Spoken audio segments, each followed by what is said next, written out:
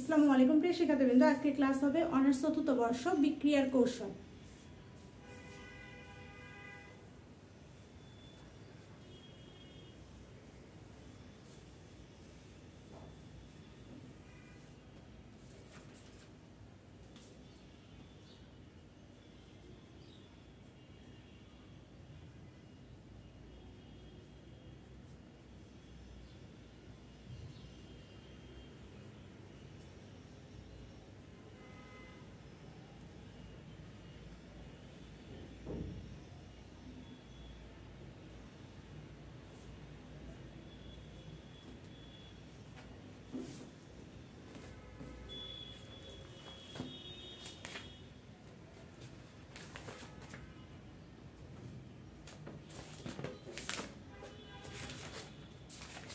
বিক্রিয়ার কৌশল chapter number 7।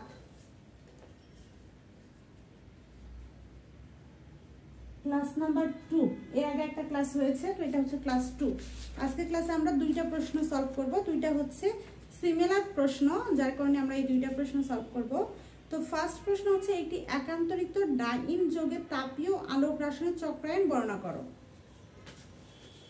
বইয়ে তোমাদের অনেক বড় করে দেওয়া আছে। প্রশ্নটি হচ্ছে একটি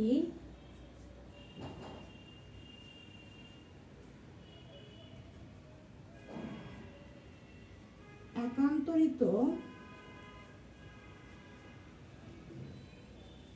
ডাইন যৌগে তাপীয় ও আলোক রাসায়নিক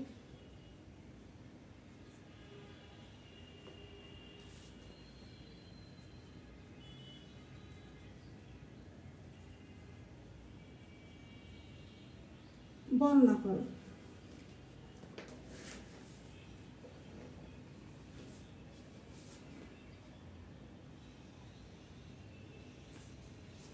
তো দেখো, একটি একান্তরিত ট্রাইন যৌগে তাপীয় ও আলোক রাসায়নিক বিক্রিয়ার চক্রায়ন বর্ণনা করতে বলছে। তাহলে এখানে দুটি স্টেপ রয়েছে, একটা হচ্ছে তাপীয় আর একটা হচ্ছে আলোক। আমাদের একবার তাপীয় দ্বারা ব্যাখ্যা করতে হবে, একবার হচ্ছে আলোক দ্বারা ব্যাখ্যা করতে হবে। তো এখানে ট্রাইন বলছে, তো আমরা একটা যৌগ নিব, সেটা হচ্ছে হেক্সাট্রাইন যৌগের ক্ষেত্রে এটা প্রতিপাদন করব। তো এখানে তোমাদের সাজেশনের চিত্রগুলো দেওয়াই আছে, তোমরা অবশ্যই চিত্রগুলো দেখবে। আমি মেন যে চিত্রটা সেটা অঙ্কন করতেছি।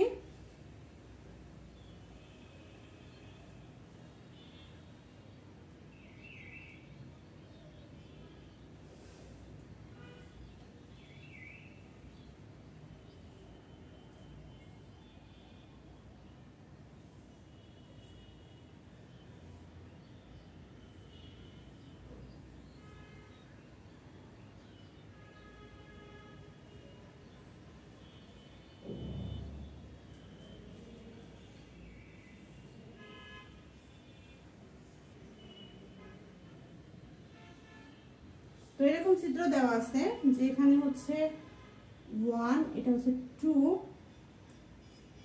7, 8, 3, 4, 5, 6।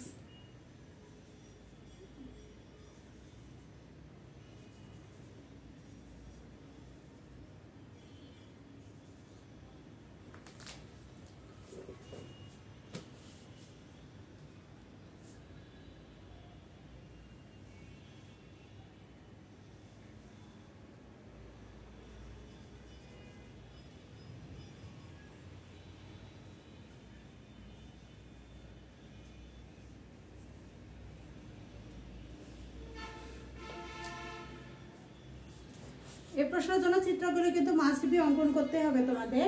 প্রশ্ন হচ্ছে একটি একান্তরিত ট্রাইন যৌগে তাপীয় আলোক রাসায়নিক চক্রায়ন বর্ণনা করো।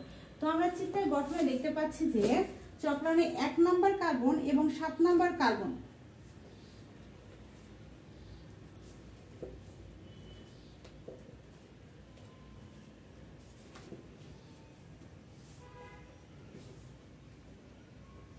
চিত্রে 1 নম্বর কার্বন এবং 7 নম্বর কার্বনের মধ্যে সিগমা বন্ধন গঠন করার জন্য 2 নম্বর কার্বন এবং 7 নম্বর কার্বনের পি অরবিটাল দুটি sp3 অরবিটাল করতে হবে এবং প্রত্যেককে 90 ডিগ্রি কোণে ঘোরাতে হবে। আমি আবার বলি যে 1 ডিগ্রি কার্বন এবং 1 নম্বর কার্বন এবং 7 নম্বর কার্বন, তো C1 এবং C7 এদের মধ্যে সিগমা বন্ধন গঠন করার জন্য 2 নম্বর কার্বন এবং 7 নম্বর কার্বনের মধ্যে 2 নম্বর এবং 7 নম্বর কার্বনের পি অরবিটাল দুটি পূর্ণ সংকরিত হয়ে sp3 অরবিটাল গঠন করতে হবে এবং এদেরকে 90 ডিগ্রি কোণে ঘোরাতে হবে।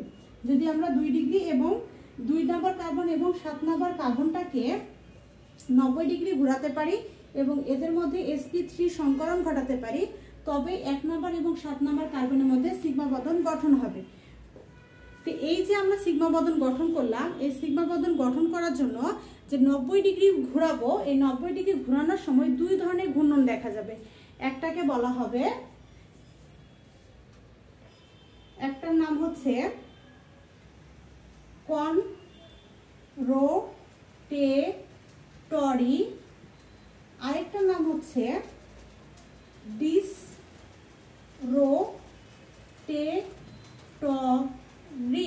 একটা কনরোটেটরি আর এটা হচ্ছে ডিসরেটেটরি। তো কনরোটেটরি হচ্ছে যদি আমরা দুইটা sp3 অরবিটালকে যদি আমরা একই দিকে ঘূর্ণন করি তাহলে সেক্ষেত্রে কনরোটেটরি অবস্থান ঘটে, আর যদি বিপরীত দশায় করি তাহলে সেক্ষেত্রে ডিসরোটেটরি অবস্থান ঘটে।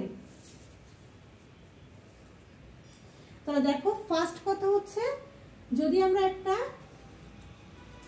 চিত্র অঙ্কন করলাম, সেই চিত্রে আমরা দেখতে পাচ্ছি যে 1 নম্বর কার্বন এবং 7 নম্বর কার্বনের মধ্যে যদি আমরা সিগমা বন্ধন গঠন করি, 1 নম্বর বা 7 নম্বর কার্বনের মধ্যে যদি আমরা সিগমা বন্ধন গঠন করতে চাই, তাহলে সেক্ষেত্রে আমাদের প্রথমে কাজ করতে হবে 2 নম্বর এবং 7 নম্বর কার্বনের মধ্যে পি অরবিটালের মধ্যে sp3 সংকরণ ঘটাতে হবে এবং তাকে 90 ডিগ্রি কোণে ঘোরাতে হবে। যদি আমরা sp3 অরবিটালগুলোকে 90 ডিগ্রি কোণে ঘোরাতে চাই তাহলে সেক্ষেত্রে 2 ধরনের ঘূর্ণন দেখা যাবে। একটা হচ্ছে কনরোটেটরি আর একটা হচ্ছে ডিসরোটেটরি। কনরোটেটরি তখনই ঘটবে যখন দুইটি sp3 অরবিটালকে যখন 90 ডিগ্রি কোণে ঘোরাবো তখন যদি তারা একই দশায় ঘোরে তাহলে সেক্ষেত্রে হবে কনরোটেটরি, আর যদি বিপরীত দশায় হয় তাহলে সেক্ষেত্রে হবে ডিসরোটেটরি। ঠিক একইভাবে এখানে বলছে ট্রাইন, তো আমরা যদি একটা হেক্সা ট্রাইন যৌগের সিস্টেম নেই, অর্থাৎ হেক্সা ট্রাইন যৌগের ক্ষেত্রেও ঠিক একইভাবে ডিসরোটেটরিতেও sp3 অরবিটাল দুটি বিপরীত দশায় ঘুরতে থাকে আর হচ্ছে কনরোটেটরিতে একই দশায় ঘুরতে থাকে। তাহলে এই গেল হচ্ছে আমাদের তাপীয় চক্রায়ন। এখন যদি আমরা আলোক রসায়ন চক্রায়ন বলি, এই আলোক রসায়ন চক্রায়ন তাপীয় চক্রায়নের একদম বিপরীত হয়। বিপরীত কেন? যদি আমরা হচ্ছে তাপীয় ক্ষেত্রে হচ্ছে ডিসরোটেটরি যখন ঘটে তো তখন হচ্ছে ট্রান্স যৌগ উৎপন্ন হয়, কিন্তু যখন কনরোটেটরি ঘটে তো সেক্ষেত্রে কোনো যৌগ উৎপন্ন হয় না। কিন্তু আলোক রাসায়নিকের ক্ষেত্রে আবার যখন কনরোটেটরি ঘটে তখন ট্রান্স যৌগ উৎপন্ন হয়, কিন্তু ডিসরোটেটরি যৌগের ক্ষেত্রে ট্রান্স যৌগ উৎপন্ন হয় না। তাহলে মূল কথা হচ্ছে তাপীয় এবং আলোক রাসায়নিক চক্রায়নটা সম্পূর্ণ একে অপরের বিপরীত হয়। আমরা যদি তাপীয়টা লিখি তাহলে আলোকের ক্ষেত্রে এটা জাস্ট উল্টোটা লিখব, তাহলে আমাদের দুইটারই চক্রায়ন লেখা হবে। তো এগুলোই তোমরা একটু শর্টকাট করে গুছিয়ে লিখবে, তাহলে এই প্রশ্নটা অ্যান্সার হবে, তবে চিত্রগুলো দিতেই হবে।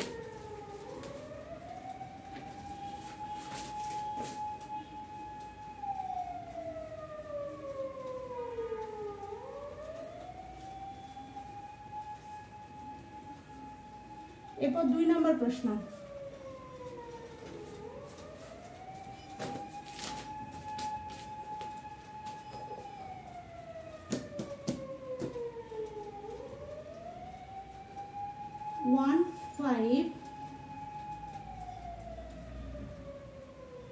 সিগমা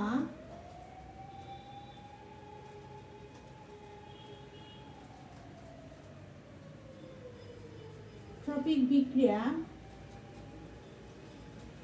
সুপ্রাফেশিয়াল এবং 1-3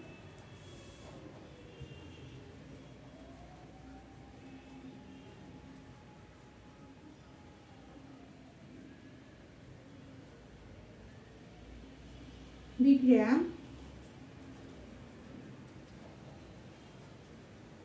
ইন্টারফেশিয়াল। এটা হচ্ছে প্রশ্ন। তো এই প্রশ্নটাও তোমাদের বইয়ে একটু অনেক বড় করে দেওয়া আছে। তো এই প্রশ্নটা আমরা শর্টকাট ভাবে উডওয়ার্ড সূত্র অনুসারে করব। যে উডওয়ার্ড হফম্যান একটা নীতি রয়েছে, লিখব উডওয়ার্ড হফম্যান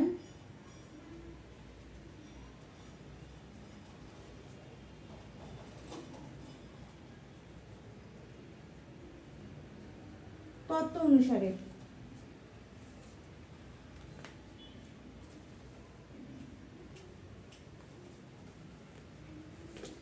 উডওয়ার্ড হফম্যান তত্ত্ব অনুসারে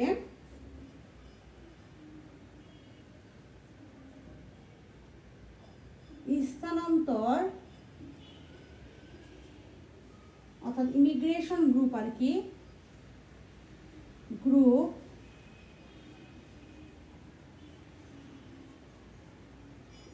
পাই সিস্টেমের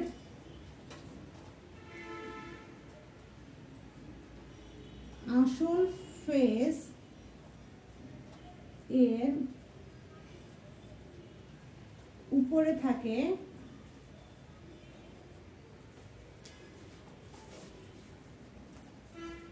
এখন লেখো যদি ইমিগ্রেশন গ্রুপ বা স্থানান্তর গ্রুপ পাই সিস্টেমের আসল ফেজের উপরে থাকে তবে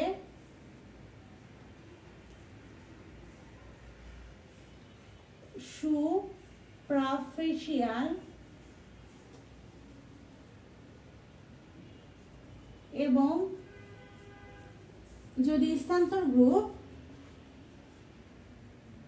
বা ইমিগ্রেশন গ্রুপ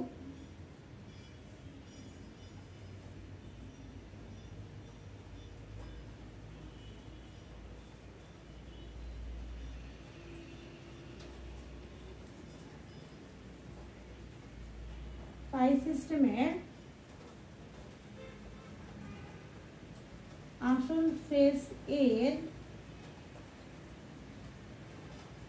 নিচে থাকে, এটা আসলে খ বিভাগে আসে, তো এটা খুব বেশি বড় করে দেওয়ার দরকার নেই। মেন বিষয়টা লিখবো, চিত্র অঙ্কন করব, অঙ্কন করে বলে দিব যে এই কারণে এই ঘটনাটা ঘটে। নিচে থাকে তবে ইন্টারফেশিয়াল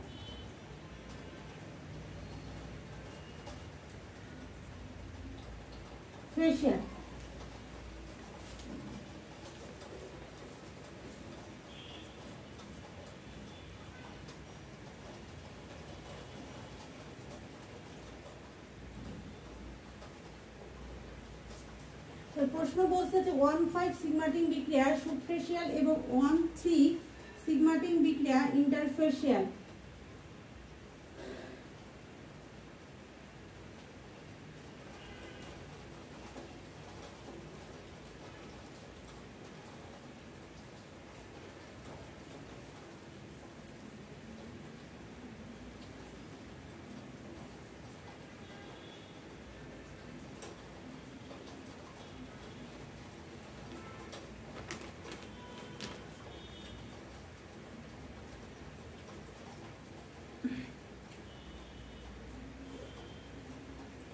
প্রশ্নটা কারেকশন করে নাও। মূলত 1-5 সিগমাটিং বিক্রিয়া হচ্ছে ইন্টারফেশিয়াল, আর এটা হচ্ছে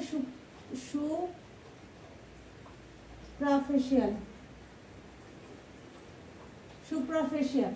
তো আমরা যদি 1-3 ক্ষেত্রে চিত্র অঙ্কন করি, যে 1-3 ক্ষেত্রে হোমো একটা তাপীয় হোমো চিত্র অঙ্কন করি।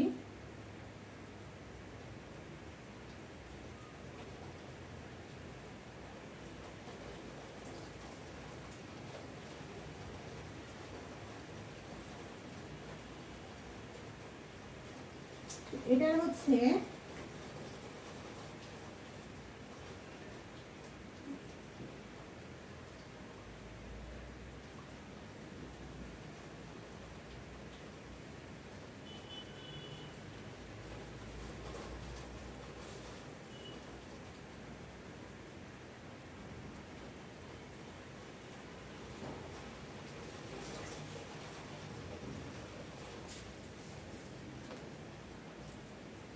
তাহলে দেখো এখানে ইমিগ্রেশন গ্রুপ সিস্টেমের পাই সিস্টেমের ফেসের উপরে আছে, এখানে উপরে আছে, ইমিগ্রেশন গ্রুপটা উপরে আছে। তো উপরে থাকলে কি হয়, উপরে থাকলে হবে হচ্ছে সুপ্রাফেশিয়াল। তাহলে এখানে 1,3 সিগমাটিক বিক্রিয়াটা সুপ্রাফেশিয়াল, বিকজ কারণ ইমিগ্রেশন গ্রুপটি পাই সিস্টেমের আসল ফেসের উপরে রয়েছে, যার কারণে 1,3 সিগমাটিক বিক্রিয়াটি হচ্ছে সুপ্রাফেশিয়াল। অপরদিকে যদি আমরা ইন্টারফেশিয়ালের ক্ষেত্রে চিত্র অঙ্কন করি, তাপীয় হোমো, এটা হচ্ছে SOMO চিত্র দিয়ে এখানে ডেল দিলাম, ডেল দ্বারা তাপীয় বোঝালাম, তোমরা বাংলায় লিখবা যে তাপীয়। একইভাবে যদি আমরা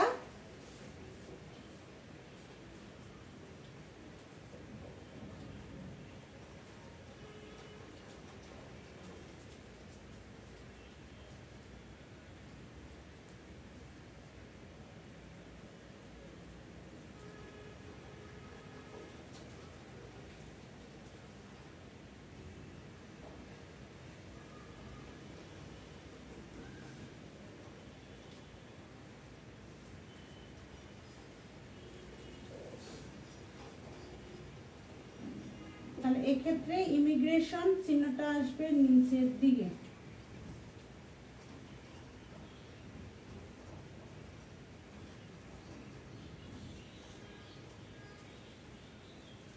এদিকে দেখো পাই বা ইমিগ্রেশন গ্রুপটা স্থানান্তর গ্রুপ বা ইমিগ্রেশন গ্রুপটি পাই সিস্টেমের আসল ফেসের নিচে রয়েছে। যদি নিচে থাকে তার নিচে থাকার কারণে এটা হচ্ছে ইন্টারফেশিয়াল, আর উপরে থাকার কারণে সুপ্রেশিয়াল। যেহেতু 1.5 সিগমাটিক পুনর্বেশন বিক্রিয়ার ক্ষেত্রে ইমিগ্রেশন গ্রুপটি পাই সিস্টেমের নিচে রয়েছে, তাই 1.5 সিগমাটিক বিক্রিয়াটি হচ্ছে ইন্টারফেশিয়াল। আর 1.6 সিগমাটিক বিক্রিয়ার ক্ষেত্রে যেহেতু ইমিগ্রেশন গ্রুপটি পাই সিস্টেমের উপরে ছিল, তাই ওটা হচ্ছে সুপ্রাফেশিয়াল। তো এই ছিল আজকের ক্লাস। সামনে আমরা এই চ্যাপ্টারে বাকি যে প্রশ্ন রয়েছে সেগুলো নিয়ে আলোচনা করবো। ধন্যবাদ সবাইকে, আল্লাহ হাফেজ।